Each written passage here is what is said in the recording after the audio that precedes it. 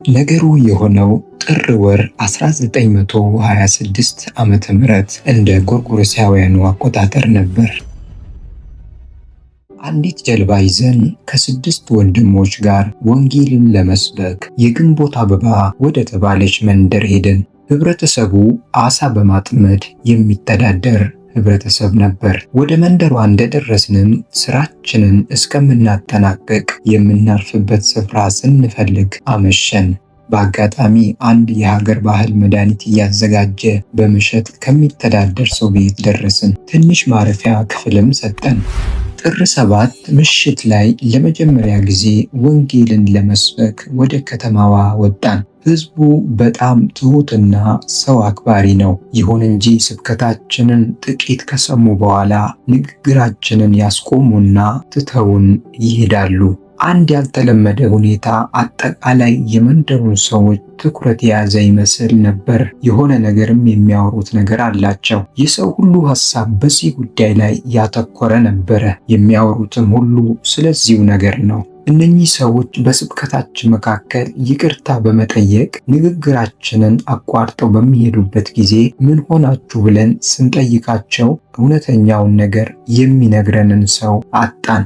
እውነተኛውንም ነገር የሚነግረን ሰው ስላልነበረ ዝም አልን። እኛም በሁኔታው በጣም ተደናገርን። 7 ሆነን ነበርንና 7ታችንንም የገጠመን አንድ አይነት ችግር ነበር። በጉዳዩ ተደናግረን ወደ ማረፊያችን ተመለስን። ስለሆነውም ነገር የሀገር ባህል መድኃኒት ቀማሚውን ሰው ጉዳዩ ምን እንደሆነ እንዲነግረን ጠየቅነው። እርሱም ለኛ በጣም ግልጽ የነበረ ሰው ቢሆንም እንኳን አሁን ግን ስለ ጉዳዩ ከኛ ጋር ለመነጋገር ፈቃደኛ አልነበረም። በሚቀጥለው ቀን እንደገና ወንጌልን ለመስበክ መጽሐፍ ቅዱሳችንን ይዘን ወጣን። ይህን በምናደርግበት ጊዜ አንድ ወንድማ በአንድ ቀን በተደጋጋሚ ተመሳሳይ ችግር ስለገጠመው የመንደሩን ሰዎች ጉዳዩ ምን እንደሆነ ለማወቅ ፈለገ። ይህን ጉዳይ ለማወቅም ስለፈለገ ወሬ ያነፈንፍ ጀመር። ከመንደሩም ሰዎች አንዱ በድንገት እኛ ቀደም ሲል ብዙ አማልክቶች እንዳሉን አታውቅምን? ከእነዚህ በተጨማሪ ሌሎች አማልክትን ልንቀበል አንችልም አለው። በመቀጠልም እዚህ ስሙ ታዋንግ የተባለ አምላክ አለ። ጥር ወር በየዓመቱ ለዚህ አምላክ ክብር የበዓል ሰልፍ እናደርጋለን። ስለዚህ እናንተ የመጣችሁት ትክክለኛ ባልሆነ ጊዜ ነው።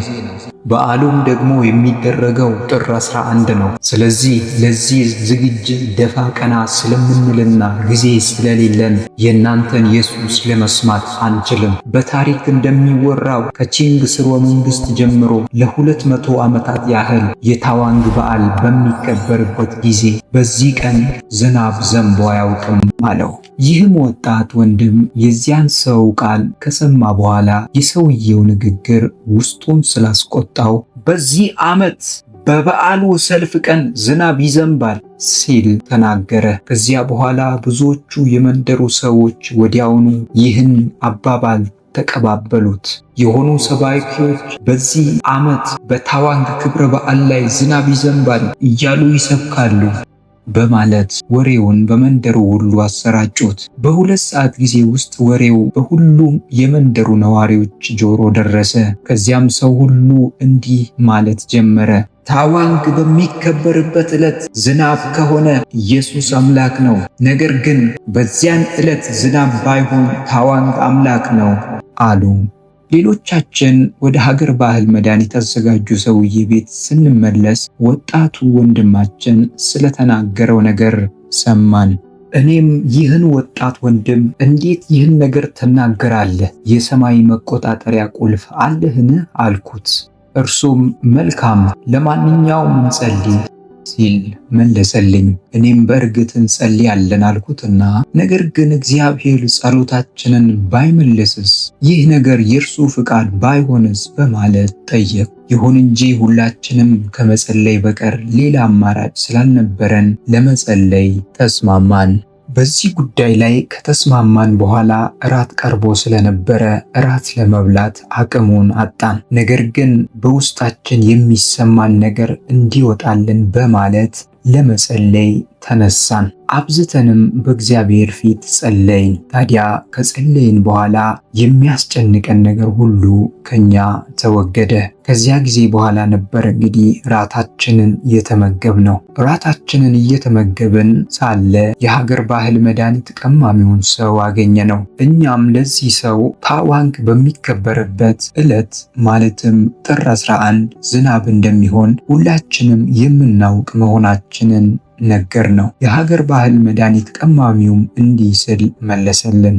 በእኔ አመለካከት ዝናብ አይኖርም። አሁን የምመክራችሁ ይህን ነገር እንደ ቀላል ጉዳይ እንዳትመለከቱት ነው። ከሁሉ በፊት በግንቦት አበባ መንደር ከ2000 የሚበልጡ አባወራዎች ይኖሩበታል። ሁሉም ሰዎች ማለት በሚቻልበት ደረጃ የሚተዳደሩት ከባህሩ ጋር በተገናኘ ነገር ነው። ታዲያ እነዚህ ሰዎች የአየሩን ሁኔታ አያውቁም ትላላችሁ? እነዚህ ሰዎች ልምዱ ስላላቸው ጥቂት ቀኖች ቀደም አድርገው የአየሩን ሁኔታ መገመት ይችላሉ።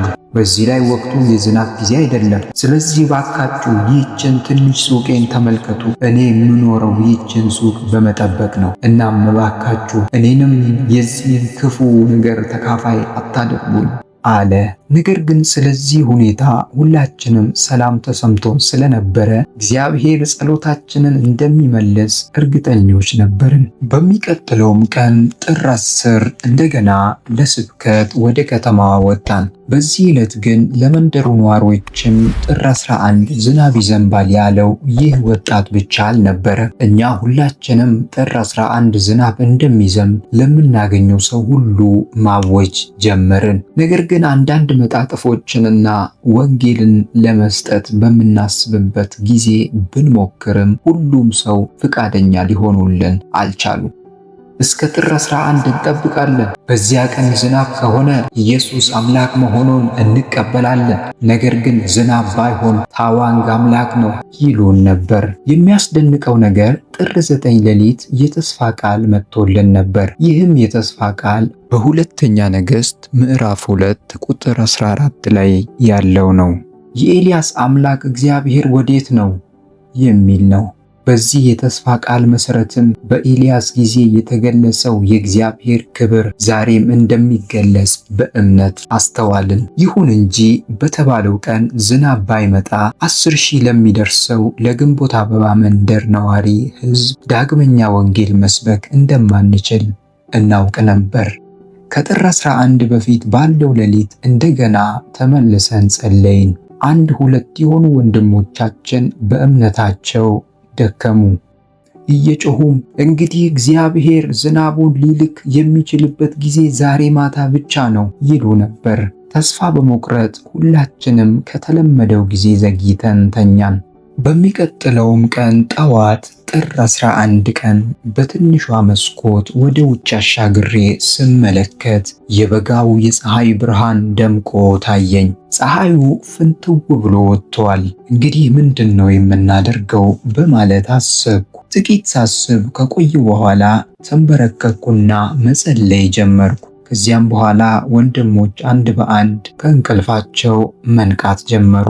ሁሉም ተንበርክከው እግዚአብሔር ሆይ ክብርህን የምታሳይበት ይህ ቀን ነው፣ እባክህን እግዚአብሔር መሆንን ይህ ሕዝብ እንዲያውቅ ዝናብን ላክ በማለት መጸለያችንን ቀጠልን። ሁላችንም በመስማማት ተግተን ከልባችን ጸለይን። ከዚያም ቁርሳችንን ለመብላት ሁላችንም ከተንበረከክንበት ተነስተን ወደ ምድር ቤት ወረድን። እኔም የህብረቱ መሪ እንደመሆኔ ምግባችንን የሚያዘጋጀውን ሰው ዛሬ ዝናብ ስለሚሆንና በየመንደሩ እየተዘዋወርን ወንጌል መስበክ ስለማንችል ለሽርሽር ይዘነው የምንሄደው ምሳ እንዲያዘጋጅ በመናገር የወንድሞችን መንፈስ ለማበረታታት ሞከርኩ። ሽርሽር መሄድ እንኳ ባንችል በዝናቡ ምክንያት ከቤት መውጣት ስለሚከብደን ምሳ እንደሚያስፈልገን ነገርኩት። ከዚያም ስለቀረበው ቁርስ እግዚአብሔርን አመሰገንን። በዚህ የምስጋና ጸሎት ውስጥም አንዱ ወንድም እግዚአብሔር ይህን እምነት በልባችን ውስጥ እንዲጠብቅ ደጋግሞ ለመነ።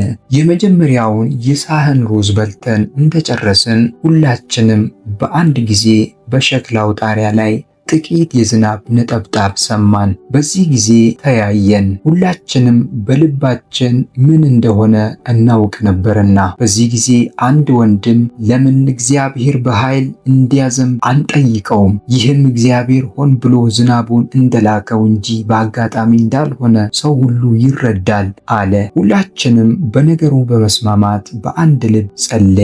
ጸሎታችንን እንደጨረስን ሰማዩ በአንድ ጊዜ ወደ ጥቁርነት ተለወጠ። በማከታተልም ዝናቡ እንደ ጎርፍ መውረድ ጀመረ። ቁርሳችንን በልተን ከጨረስን በኋላ ከትንሿ ሱቅ ደጅ ላይ ቆመን የበዓሉን ሰልፍ ለመመልከት ተዘጋጀን። ነገር ግን ዝናቡ እስከ 5 ሰዓት ሊያቆም አልቻለም። በአገሩ ባህል መሰረትም የበዓሉ ስነ ስርዓት ከ1 ሰዓት በላይ እንኳን ሊራዘም የማይችል ነው። ስለሆነም የመንደሩ ነዋሪዎች መታገስ ስላልቻሉ ታዋንግ የተባለውን ጣዖት ወደ በዓሉ ስፍራ ለመውሰድ ተሸክመው አወጡት። ዝናቡ በእውነት በጣም ከባድ ነበር። በዚህ ሰዓት በመንገዱ ላይ የሚወርደው ጎርፍ ከ2 እስከ 3 ጫማ ጥልቀት ነበረው። ታዋንግን ከመቅደሱ ተሸክመው ካወጡት ሰዎች መካከል አንደኛው ጥቂት መንገድ ከሄደ በኋላ ውሃ ውስጥ ወደቀ። ታዋንግም አብሮ ወደቀ። 3 ጣቶቹና 1 ክንዱ ተሰበረ፣ ጭንቅላቱም ተፈነከተ። ወደ በዓሉ ስፍራ የወጣው ሰው በድንጋጤ ተመታ። የዚህ ጣዖት አምላኪዎችም እየተርበተበቱ ጣዖታቸውን ካነሱ በኋላ በዙሪያው ከበቡ። ከከበቡትም ሰዎች መካከል ብዙ ወጣቶች ታዋንግን ከኋላ እየተከተሉ ወዮ ታዋንግ በዚህ ዓመት፣ ወዮ ታዋንግ በዚህ ዓመት እያሉ መጮህ ጀመሩ። ይህን ሲያደርጉ ዝናቡ በጣም እየጨመረ መጣ። በጣም በመጨመሩም ስነ ስርዓቱ እንዲቆም ተደረገ። ከዚህ የተነሳ ታዋንግ አቅራቢያው ወደሚገኘው የቸንስ መሳለሚያ ቤቶች እንዲሄድ ተደረገ። ምክንያቱም ከዝናቡ የተነሳ ወደ መቅደሱ መመለስ ስላልቻለ ነው። በመቀጠልም አንዳንድ የአካባቢው ሽማግሌዎች ወደፊት ስለሚሆነው ነገር ትንቢት ለመፈለግ ወደ ታዋንግ ሄዱ። በመጨረሻም ትንቢት ለመፈለግ የሄዱት ሰዎች ተመልሰው መጡና ታዋንግ ቀኑ ሙሉ እንደማይወጣና ወደ መቅደሱ እንደማይሄድ፣ ነገር ግን በዚያ ፈንታ እስከ ሌሊቱ 8 ሰዓት ጥር 14 ድረስ በዚያው እንደሚቆይ የፈለገ መሆኑን አስታወቁ። የአካባቢው ሽማግሌዎች ይህን ውሳኔ ሲቀበሉ፣ ወጣቶች ግን ታዋንግ ዛሬ ለምን ወደቀ? ክንዱና ጣቶቹ ለምን ተሰበሩ? ዝናብስ በዚህ ወቅት እንዴት ሊዘንብ ቻለ? እንዴት ታዋንግ በሚከበርበት ዕለት ዝናብ ይዘንባል? በማለት ይጠይቁ ነበር። በምሳም ሰዓት እግዚአብሔር ሰማዩን ነፃ እንዲያደርግና ከሰዓት በኋላ እኛም ወንጌልን መስበክ እንድንችል ወደ እግዚአብሔር ጸለይ። እግዚአብሔርም እንዲሁ አደረገ። ያን ቀን ከሰዓት በኋላ ስራችን በሚገባ ተሳካልን። ወንጌልን ለወጣቶች፣ ለሽማግሌዎች፣ ለሁሉም ማህበረሰብ በሚቻልበት ደረጃ ለመስበክ ጊዜን አገኘን። እኛም ጥር 15 ጠዋት ወደ ቤታችን እስክንመለስ ጥር 12 እና 13 እንዲሁም ጥር 14 የቀኑን የአየር ሁኔታ መልካም እንዲያደርግልን እግዚአብሔርን ለመነው። ምክንያቱም እነዚህ ቀኖች ወንጌል የምንሰብክባቸው ጊዜያቶች ነበሩና። ነገር ግን ጥር 14 ሌሊት ዝናብ እንዲዘንብና ህዝቡም ያለ ጥርጥር ታዋንግ አምላክ አለመሆኑን እንዲረዱ ጸለይን። እንደጠበቅነውም ጥር 12 እና 13 እንዲሁም 14 የቀኑ ሰማይ ንጹህ ሆነ። ጥር 14 ማታ የወንጌል ስብሰባ በሀገር ባህል ቀማሚው ቤት ለማካሄድ ወሰንን። በዚህ ጊዜም የሀገር ባህል ቤት ቀማሚው በጌታ በኢየሱስ ክርስቶስ አመነ። ከዚህ ዕለት ማለትም ጥር 14 መድኃኒት ቀማሚው ሰው በሰጠን ክፍል ሆነን እግዚአብሔር ዝናቡን በዚህ ሌሊት እጅግ እንዲያከብደው አንድ ላይ ሆነን ጸለይን። ጌታ ይመስገን። ዝናቡ እጅግ ጨምሮ ዘነበ። መንደርተኛውም ታዋንግን ተሸክሞ በሚያወጡበት ጊዜ በጣም ብዙ ሕዝብ እየተነባበረ መውደቅ ጀመረ። ብዙ ወጣቶችም አምላክ ኢየሱስ እንጂ ታዋንግ አይደለም፣ አምላክ ኢየሱስ እንጂ ታዋንግ አይደለም እያሉ ጮሁ። አዎ ወዳጆቼ፣ በጸሎት የማይቻለው ነገር ይሆናል። ታዲያ ከወንድማችን ዋችማኒ የተመለከትነው አስደናቂ የጸሎት መልስ ምስክርነት ይህን ይመስል ነበረ። ታዲያ በሕይወታችሁ የከበደባችሁን ነገር በእግዚአብሔር ፊት አስቀምጡ። ዋችማንን ያገዘ እግዚአብሔር ዛሬም ያግዛችኋል። ኤልያስን የረዳ መንፈስ ዛሬም ይረዳችኋል። ምክንያቱም ትናንትናም ዛሬም ለዘላለም እግዚአብሔር ያው ስለሆነ ኢየሱስ ክርስቶስ መለወጥ የለበትም። በአቃታችሁ በከበዳችሁ ጉዳይ ላይ ስሙን ጥሩት እንጂ እርሱ ሊሰማችሁ ጆሮውን ወደ እናንተ አዘንብሏል። እግዚአብሔር ሁሉን የሚችል አምላክ ነው። የከበደባችሁን ነገር ለእርሱ አሳዩ፣ እርሱ ይመለከታል። መውጣታችሁን መግባታችሁን እንዲጠብቃችሁ አሳልፋችሁ ስጡት። ለሰው የማይቻል ለእግዚአብሔር ስለሚቻል። በዚህ ምስክርነት እንደተጽናናችሁና እምነታችሁን እንድታጠነክሩበት አሳስባችኋለሁ።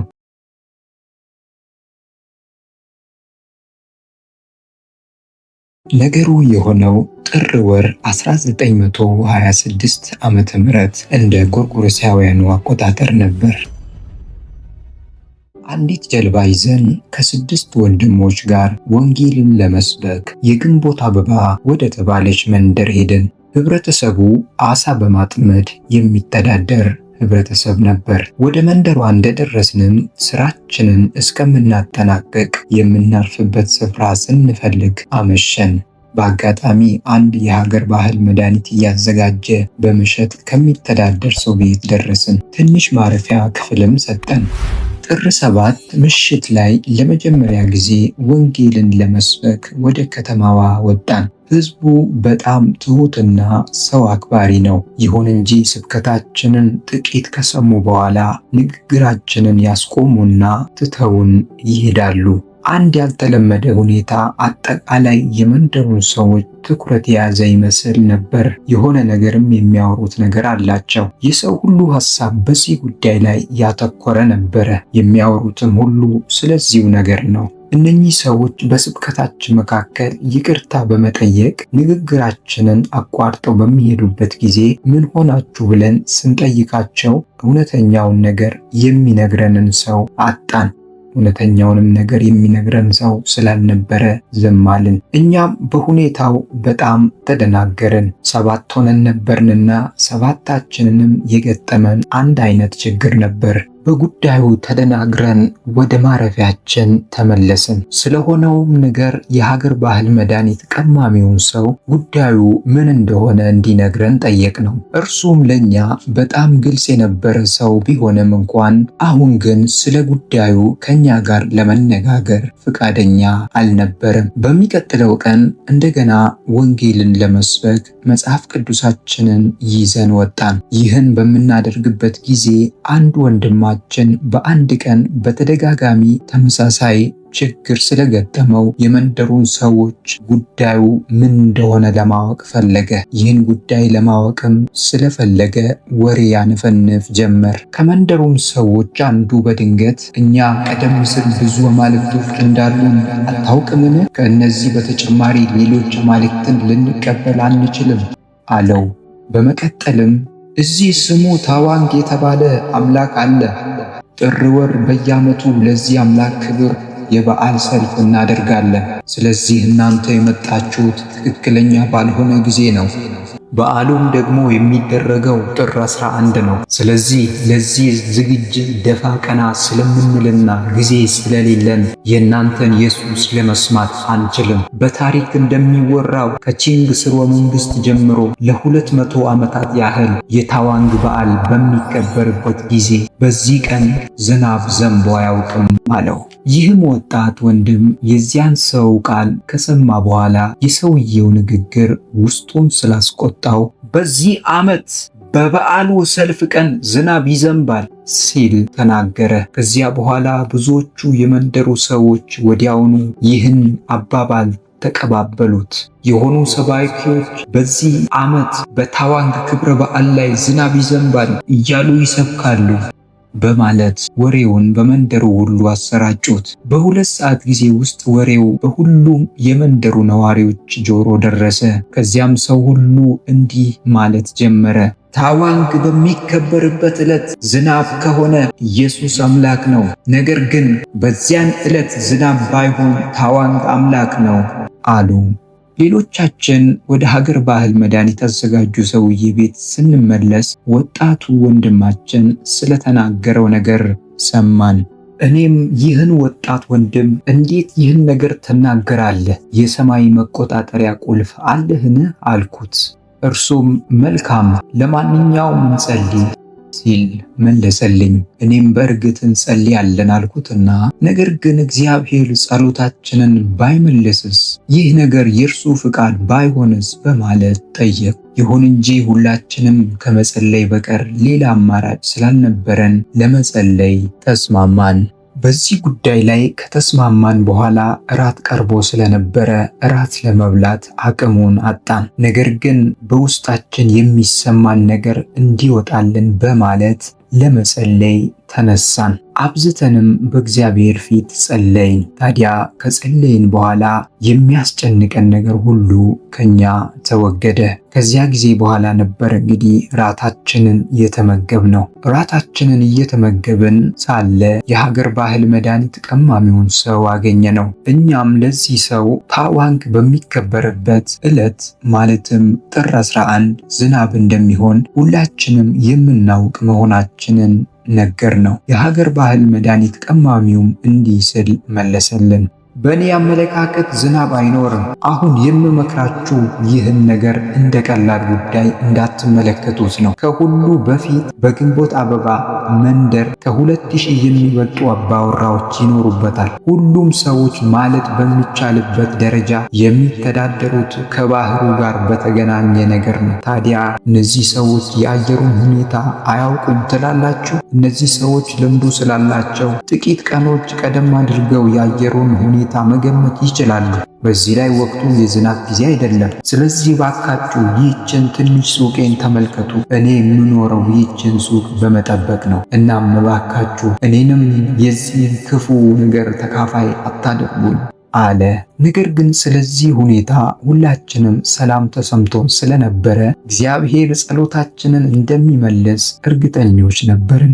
በሚቀጥለውም ቀን ጥር 10 እንደገና ለስብከት ወደ ከተማዋ ወጣን። በዚህ ዕለት ግን ለመንደሩ ነዋሪዎችም ጥር 11 ዝናብ ይዘንባል ያለው ይህ ወጣት ብቻ አልነበረ። እኛ ሁላችንም ጥር 11 ዝናብ እንደሚዘንብ ለምናገኘው ሰው ሁሉ ማወጅ ጀመርን። ነገር ግን አንዳንድ መጣጥፎችንና ወንጌልን ለመስጠት በምናስብበት ጊዜ ብንሞክርም ሁሉም ሰው ፍቃደኛ ሊሆኑልን አልቻሉም። እስከ ጥር 11 እንጠብቃለን። በዚያ ቀን ዝናብ ከሆነ ኢየሱስ አምላክ መሆኑን እንቀበላለን። ነገር ግን ዝናብ ባይሆን ታዋንግ አምላክ ነው ይሉን ነበር። የሚያስደንቀው ነገር ጥር 9 ሌሊት የተስፋ ቃል መጥቶልን ነበር። ይህም የተስፋ ቃል በሁለተኛ ነገሥት ምዕራፍ 2 ቁጥር 14 ላይ ያለው ነው። የኤልያስ አምላክ እግዚአብሔር ወዴት ነው የሚል ነው።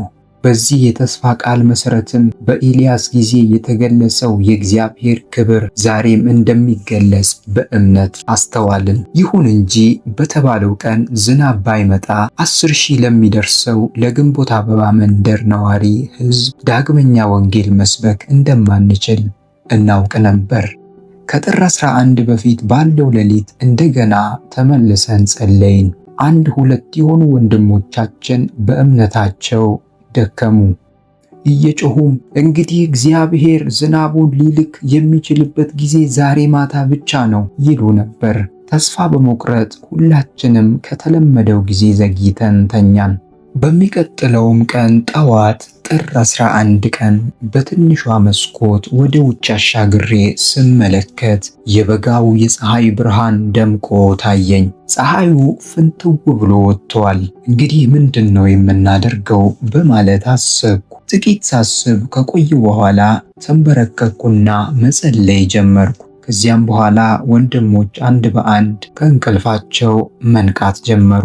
ሁሉም ተንበርክከው እግዚአብሔር ሆይ ክብርህን የምታሳይበት ይህ ቀን ነው፣ እባክህን እግዚአብሔር መሆንን ይህ ሕዝብ እንዲያውቅ ዝናብን ላክ በማለት መጸለያችንን ቀጠልን። ሁላችንም በመስማማት ተግተን ከልባችን ጸለይን። ከዚያም ቁርሳችንን ለመብላት ሁላችንም ከተንበረከክንበት ተነስተን ወደ ምድር ቤት ወረድን። እኔም የህብረቱ መሪ እንደመሆኔ ምግባችንን የሚያዘጋጀውን ሰው ዛሬ ዝናብ ስለሚሆንና በየመንደሩ እየተዘዋወርን ወንጌል መስበክ ስለማንችል ለሽርሽር ይዘነው የምንሄደው ምሳ እንዲያዘጋጅ በመናገር የወንድሞችን መንፈስ ለማበረታታት ሞከርኩ። ሽርሽር መሄድ እንኳ ባንችል በዝናቡ ምክንያት ከቤት መውጣት ስለሚከብደን ምሳ እንደሚያስፈልገን ነገርኩት። ከዚያም ስለቀረበው ቁርስ እግዚአብሔርን አመሰገንን። በዚህ የምስጋና ጸሎት ውስጥም አንዱ ወንድም እግዚአብሔር ይህን እምነት በልባችን ውስጥ እንዲጠብቅ ደጋግሞ ለመነ። የመጀመሪያውን የሳህን ሩዝ በልተን እንደጨረስን ሁላችንም በአንድ ጊዜ በሸክላው ጣሪያ ላይ ጥቂት የዝናብ ነጠብጣብ ሰማን። በዚህ ጊዜ ተያየን። ሁላችንም በልባችን ምን እንደሆነ እናውቅ ነበርና በዚህ ጊዜ አንድ ወንድም ለምን እግዚአብሔር በኃይል እንዲያዘንብ አንጠይቀውም? ይህም እግዚአብሔር ሆን ብሎ ዝናቡን እንደላከው እንጂ በአጋጣሚ እንዳልሆነ ሰው ሁሉ ይረዳል አለ። ሁላችንም በነገሩ በመስማማት በአንድ ልብ ጸለይን። ጸሎታችንን እንደጨረሰን ሰማዩ በአንድ ጊዜ ወደ ጥቁርነት ተለወጠ። በማከታተልም ዝናቡ እንደ ጎርፍ መውረድ ጀመረ። ቁርሳችንን በልተን ከጨረስን በኋላ ከትንሿ ሱቅ ደጅ ላይ ቆመን የበዓሉን ሰልፍ ለመመልከት ተዘጋጀን። ነገር ግን ዝናቡ እስከ 5 ሰዓት ሊያቆም አልቻለም። በአገሩ ባህል መሰረትም የበዓሉ ስነ ስርዓት ከ1 ሰዓት በላይ እንኳን ሊራዘም የማይችል ነው። ስለሆነም የመንደሩ ነዋሪዎች መታገስ ስላልቻሉ ታዋንግ የተባለውን ጣዖት ወደ በዓሉ ስፍራ ለመውሰድ ተሸክመው አወጡት። ዝናቡ በእውነት በጣም ከባድ ነበር። በዚህ ሰዓት በመንገዱ ላይ የሚወርደው ጎርፍ ከ2 እስከ 3 ጫማ ጥልቀት ነበረው። ታዋንግን ከመቅደሱ ተሸክመው ካወጡት ሰዎች መካከል አንደኛው ጥቂት መንገድ ከሄደ በኋላ ውሃ ውስጥ ወደቀ። ታዋንግም አብሮ ወደቀ። 3 ጣቶቹና 1 ክንዱ ተሰበረ፣ ጭንቅላቱም ተፈነከተ። ወደ በዓሉ ስፍራ የወጣው ሰው በድንጋጤ ተመታ።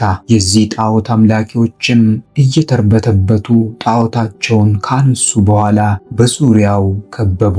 ከከበቡትም ሰዎች መካከል ብዙ ወጣቶች ታዋንግን ከኋላ እየተከተሉ ወዮ ታዋንግ በዚህ ዓመት፣ ወዮ ታዋንግ በዚህ ዓመት እያሉ መጮህ ጀመሩ።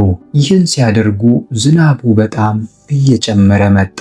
በጣም በመጨመሩም ስነ ስርዓቱ እንዲቆም ተደረገ። ከዚህ የተነሳ ታዋንግ አቅራቢያው ወደሚገኘው የቸንስ መሳለሚያ ቤቶች እንዲሄድ ተደረገ። ምክንያቱም ከዝናቡ የተነሳ ወደ መቅደሱ መመለስ ስላልቻለ ነው። በመቀጠልም አንዳንድ የአካባቢው ሽማግሌዎች ወደፊት ስለሚሆነው ነገር ትንቢት ለመፈለግ ወደ ታዋንግ ሄዱ። በመጨረሻም ትንቢት ለመፈለግ የሄዱት ሰዎች ተመልሰው መጡና ታዋንግ ቀኑ ሙሉ እንደማይወጣና ወደ መቅደሱ እንደማይሄድ፣ ነገር ግን በዚያ ፈንታ እስከ ሌሊቱ 8 ሰዓት ጥር 14 ድረስ በዚያው እንደሚቆይ የፈለገ መሆኑን አስታወቁ። የአካባቢው ሽማግሌዎች ይህን ውሳኔ ሲቀበሉ፣ ወጣቶች ግን ታዋንግ ዛሬ ለምን ወደቀ? ክንዱና ጣቶቹ ለምን ተሰበሩ? ዝናብስ በዚህ ወቅት እንዴት ሊዘንብ ቻለ? እንዴት ታዋንግ በሚከበርበት ዕለት ዝናብ ይዘንባል? በማለት ይጠይቁ ነበር። በምሳም ሰዓት እግዚአብሔር ሰማዩን ነፃ እንዲያደርግና ከሰዓት በኋላ እኛም ወንጌልን መስበክ እንድንችል ወደ እግዚአብሔር ጸለይ። እግዚአብሔርም እንዲሁ አደረገ። ያን ቀን ከሰዓት በኋላ ስራችን በሚገባ ተሳካልን። ወንጌልን ለወጣቶች፣ ለሽማግሌዎች፣ ለሁሉም ማህበረሰብ በሚቻልበት ደረጃ ለመስበክ ጊዜን አገኘን። እኛም ጥር 15 ጠዋት ወደ ቤታችን እስክንመለስ ጥር 12 እና 13 እንዲሁም ጥር 14 የቀኑን የአየር ሁኔታ መልካም እንዲያደርግልን እግዚአብሔርን ለመነው። ምክንያቱም እነዚህ ቀኖች ወንጌል የምንሰብክባቸው ጊዜያቶች ነበሩና። ነገር ግን ጥር 14 ሌሊት ዝናብ እንዲዘንብና ህዝቡም ያለ ጥርጥር የታዋንግ አምላክ አለመሆኑን እንዲረዱ ጸለይን። እንደጠበቅነውም ጥር 12 እና 13 እንዲሁም 14 የቀኑ ሰማይ ንጹህ ሆነ። ጥር 14 ማታ የወንጌል ስብሰባ በሀገር ባህል ቀማሚው ቤት ለማካሄድ ወሰንን። በዚህ ጊዜም የሀገር ባህል ቤት ቀማሚው በጌታ በኢየሱስ ክርስቶስ አመነ። ከዚህ ዕለት ማለትም ጥር 14 መድኃኒት ቀማሚው ሰው በሰጠን ክፍል ሆነን እግዚአብሔር ዝናቡን በዚህ ሌሊት እጅግ እንዲያከብደው አንድ ላይ ሆነን ጸለይን። ጌታ ይመስገን፣ ዝናቡ እጅግ ጨምሮ ዘነበ። መንደርተኛውም ታዋንግን ተሸክመው በሚያወጡበት ጊዜ በጣም ብዙ ሕዝብ እየተነባበረ መውደቅ ጀመረ። ብዙ ወጣቶችም አምላክ ኢየሱስ እንጂ ታዋንግ አይደለም፣ አምላክ ኢየሱስ እንጂ ታዋንግ አይደለም እያሉ ጮኹ። አዎ ወዳጆቼ፣ በጸሎት የማይቻለው ነገር ይሆናል። ታዲያ ከወንድማችን ዋችማኒ የተመለከትነው አስደናቂ የጸሎት መልስ ምስክርነት ይህን ይመስል ነበረ። ታዲያ በሕይወታችሁ የከበደባችሁን ነገር በእግዚአብሔር ፊት አስቀምጡ። ዋችማንን ያገዘ እግዚአብሔር ዛሬም ያግዛችኋል። ኤልያስን የረዳ መንፈስ ዛሬም ይረዳችኋል። ምክንያቱም ትናንትናም ዛሬም ለዘላለም እግዚአብሔር ያው ስለሆነ ኢየሱስ ክርስቶስ መለወጥ የለበትም። በአቃታችሁ በከበዳችሁ ጉዳይ ላይ ስሙን ጥሩት እንጂ እርሱ ሊሰማችሁ ጆሮውን ወደ እናንተ አዘንብሏል። እግዚአብሔር ሁሉን የሚችል አምላክ ነው። የከበደባችሁን ነገር ለእርሱ አሳዩ፣ እርሱ ይመለከታል። መውጣታችሁን መግባታችሁን እንዲጠብቃችሁ አሳልፋችሁ ስጡት። ለሰው የማይቻል ለእግዚአብሔር ስለሚቻል። በዚህ ምስክርነት እንደተጽናናችሁና እምነታችሁን እንድታጠነክሩበት አሳስባችኋለሁ።